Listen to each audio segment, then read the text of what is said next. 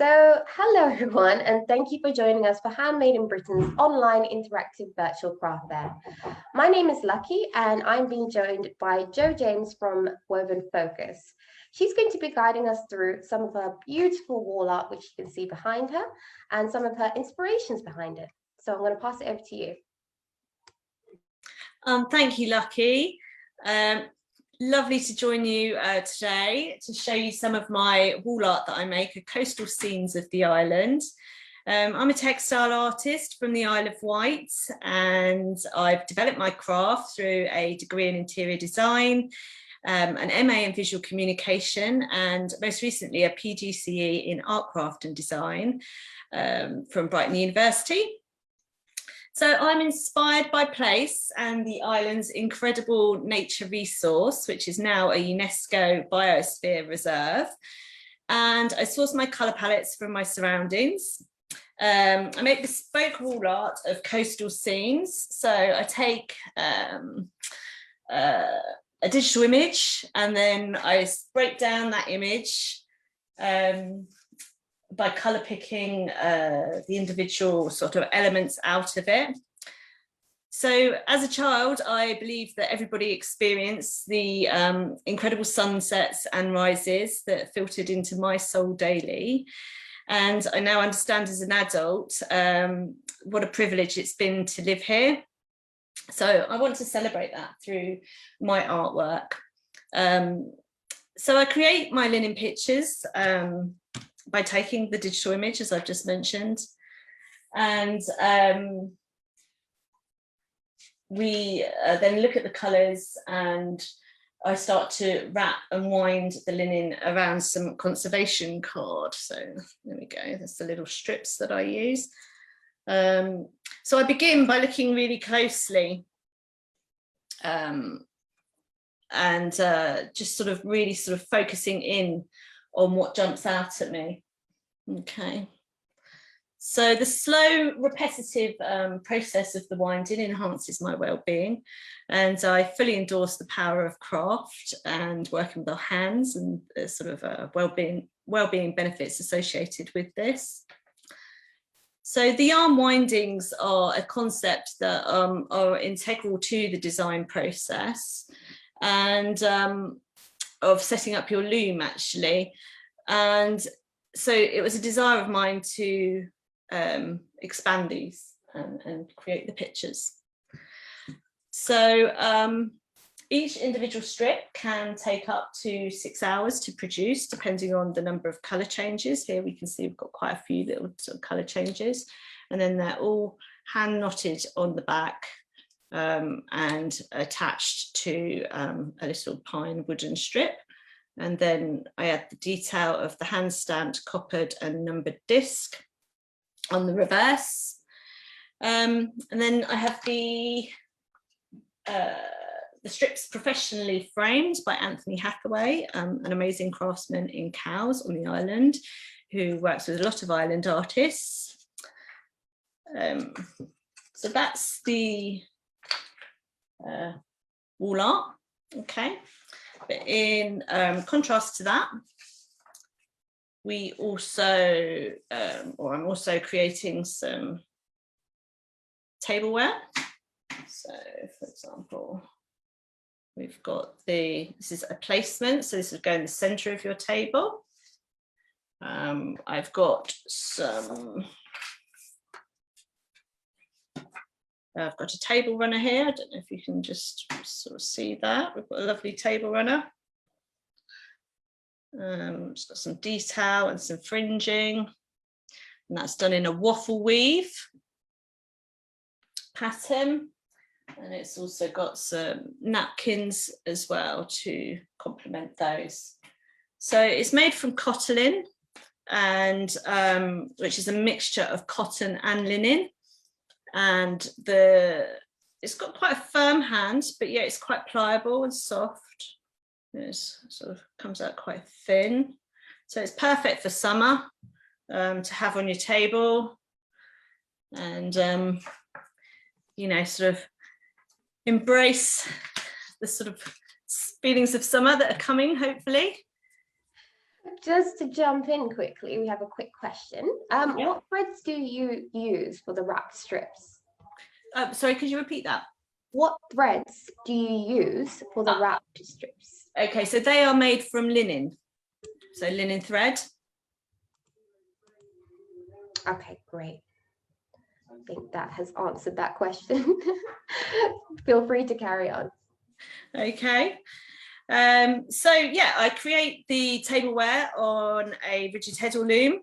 Okay, so we've got an example of that. Oh, let me just show you one just here if I stand up. These come in various sizes, so they're quite nice to work with, as you know, they sort of fit in around your home, which is quite good. And they're quite versatile. I think what's good about the rigid heddle is that you can add more than one pattern in at a time. So if you have a change of design, you can do that on the same warp, whereas some of the larger floor looms, I think that's a little bit more trickier to sort of change direction once you're set up. So yeah, are there any other questions, Lucky? I was actually going to ask if you can show us in a bit more detail the pieces behind you. Yeah, of course. Okay. So this one's called the Dover. Okay, so it's mounted on a wooden background. Okay, so it's a thick pine. It's about 5 mil actually, the thickness. So it's fairly weighty, but you can, as you can see, they're professionally.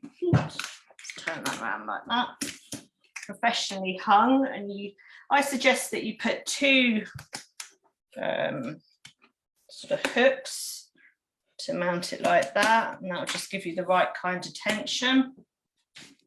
So they're quite the depth. This one's a bespoke frame. We've got a depth of about 7 centimeters. The bottom is actually a textured silk that I used for the pebbles. All the other colours there you can see are the linen thread.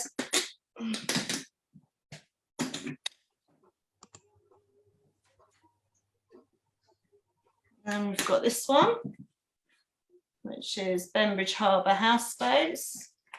And I've got an image. You can't quite see that the linen actually sort of shines, and it's got a lovely shimmer to it. It's not quite being picked up on the camera there, I'm afraid. We just had, on that note, we have a quick question again. Where do you get the linen threads from? Oh, the amazing little store in London, which is the heart, I think, of all hand weavers. Yeah, I source a lot from there. It's a little treasure trove, isn't it? I love it. Very nice. It's like going into a sweetie shop for adults. So yeah, speak to Dawn. She'll help you out. And that's the Bembridge. Okay, so I start by cutting that image down and then just looking at all the different colours that runs through it. Wonderful, wonderful. And how much can we expect? You know, what's the price range for your work? Okay, if you're looking at the bespoke work, which is framed by Anthony with the wooden mounts, these two are both at £995. Atherley is typically £675, but as a special show, it's in the auction actually with the starting bid of £600. Wonderful, wonderful. Okay, just another quick question. So how long does it take you to add the fringes on your lovely napkins? Okay, so when we're making we start the process by setting up the loom. That can sort of take a morning to thread the warp threads through the heddle and then back through and tying them all up. Then we start the plain weaving here. We've got some Brooks bouquet going through. That's what gives the little lacy effect. So that's handwork. So that's manipulating the warp threads and tying them on. You've then got the actual weaving, which is following a repetitive process by putting in a pattern using the pickup stick. And then I will hem stitch all the way along. Oh, can't quite see that. I'll hem stitch all the way along, and then I will knot that as well. So hem stitching is when you're sort of you're going through the grid of the actual weave and working around the lower edges. Let me show you close. So you get that sort of diagonal pattern happening. And then I knot them on top just to make sure. So that just finishes off the edge nicely. And then obviously with the knots, that warp thread isn't going to go anywhere. So they're sort of made to last. Perfect, wonderful. So they might take a bit longer to produce, but hopefully they should be around for a little bit longer too. Of course. Another question, where is your studio located? Is it in your house, or do you have an external place that you go My to? studio is out in the garden, so that's really lucky. That arrived during lockdown, so that was a real treat. So but the broadband connection isn't that great, so hence we're inside today. Yeah, I know, I can imagine studios. Yeah, we'll be running more workshops, you know, as things start to warm up and we're allowed to meet again. So I'm often out there. That's full of looms out there at the moment. Wonderful, wonderful. Another question. So what inspired you to create these pieces? What was your main inspiration? Did you come from yes. And did you come from a background that was already in art, or was it kind of developed? It kind of evolved, actually. I started with an interior design degree, so that involved surface pattern. It was split into two parts, but I really sort of gravitated towards the surface pattern side of things.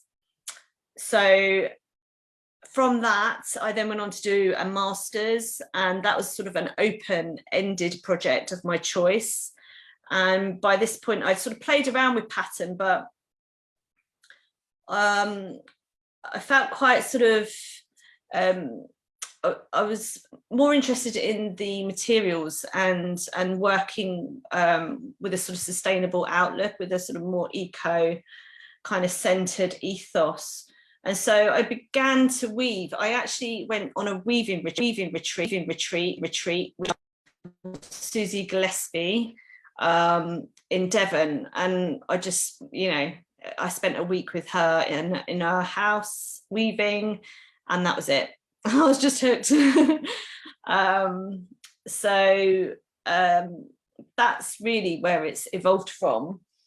And the strips are a process used when you're setting up your loom to sort of gauge how much material you're gonna need.